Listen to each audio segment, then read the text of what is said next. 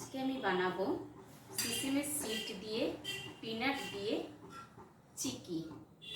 তার জন্য আমি নিয়ে নিয়েছি সিসিমের সিড, পিনাট, গুড়, বেকিং সোডা।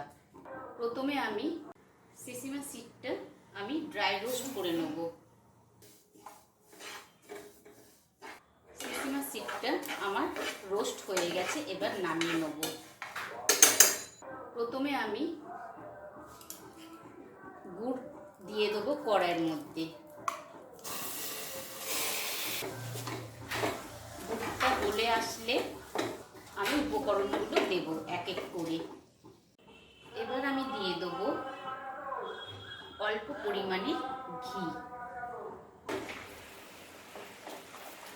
এরপর আমি দিয়ে দেবো এক চুটকি বেকিং পাউডার।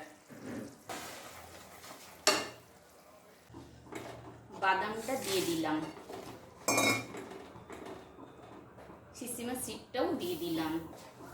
পিনাট আর সিসিমের সিড ড্রাই রোস্ট করাই ছিল আমার। থালায় আমি একটু ঘি লাগিয়ে নেব, যাতে চিকিটা যখন আমি সেট করব তাড়াতাড়ি উঠে যায়। চিকিটা আমার তৈরি হয়ে গেছে, এবার নামিয়ে থালায় আমি সেট করব। এইভাবে আমি থালায় ঢেলে নেব আর সেট করব।